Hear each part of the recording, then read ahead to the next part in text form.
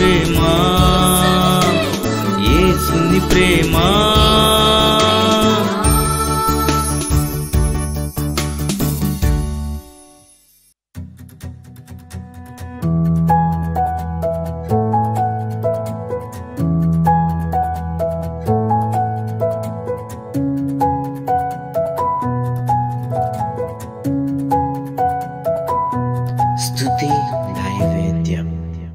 Praise lord. ప్రభువునందు ప్రియమైన వారలారా, 119వ కీర్తనలో 7, 8 వచనాల మట్టుకు మనం ధ్యానం చేద్దాం.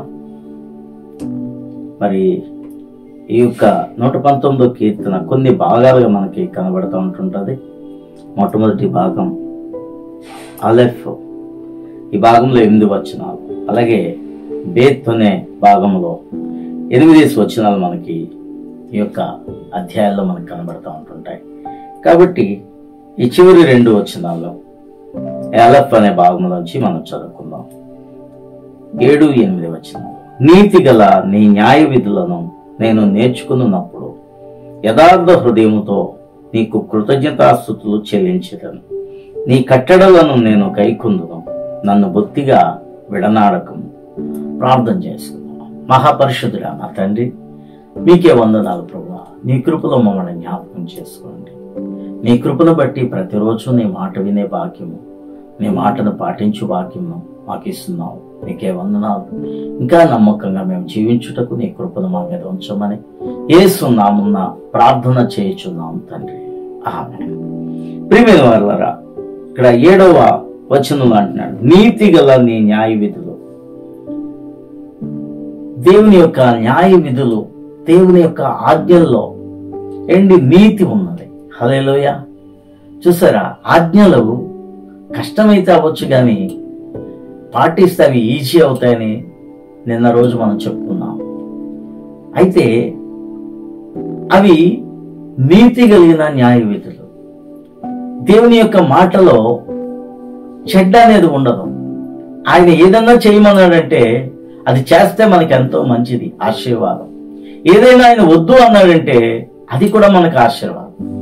దేవుడు చెడ్డ వాటిని చూడవద్దు అంటాడు, చెడ్డ మాటలు మాట్లాడవద్దు అంటాడు, చెడ్డ వాటిని వినవద్దు అంటాడు, చెడు పనుల్లో నువ్వు నడవద్దు అంటాడు, చెడు పనులు నువ్వు నీ చేతులతో చేయవద్దు అంటాడు.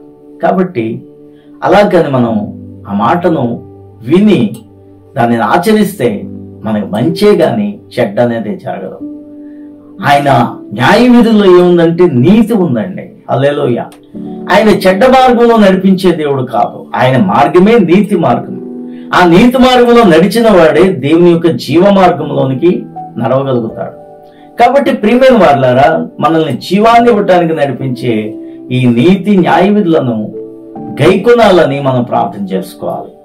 కాబట్టి ఇక్కడ అంటున్నాడు, నీతి గల నీ న్యాయ విధులను నేను నేర్చుకున్నప్పుడు యథార్థ హృదయముతో నీకు కృతజ్ఞతాస్తుతులు చెల్లించెదను అంటున్నాడు.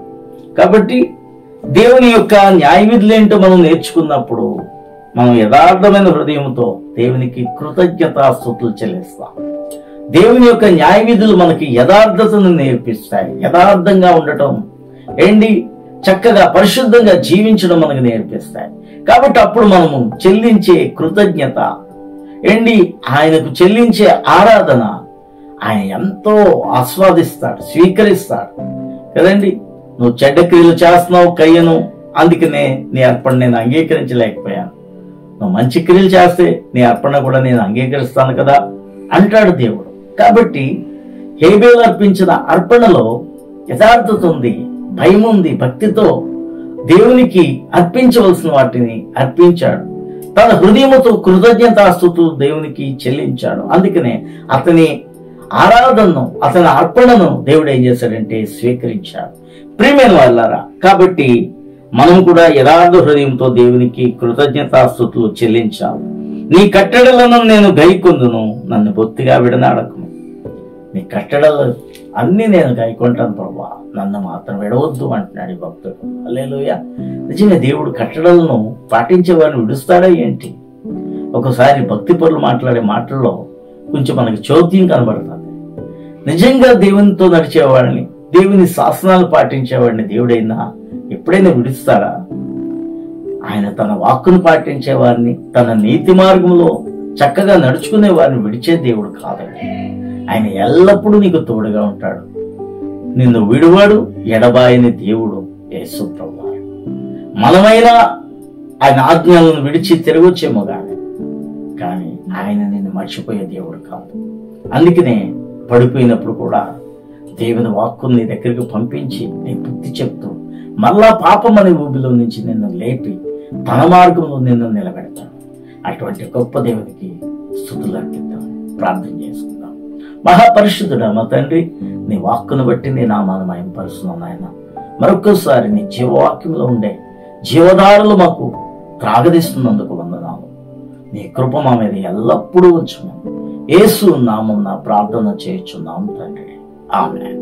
ఈరోజు రక్షణ పుట్టినరోజు జరుపుకుంటున్న వీరలక్ష్మి, ఎస్తేర్ రాణి, సందీప్, వీరిని దేవుడు బహుగా దీవించి ఆస్వాదించి వీరు జీవితాంతం వారి రక్షణలో సంపూర్ణంగా ఎదిగేటట్లుగా దేవుడు వీరిని బ్లెస్ చేయనుగాక, ఆమేన్.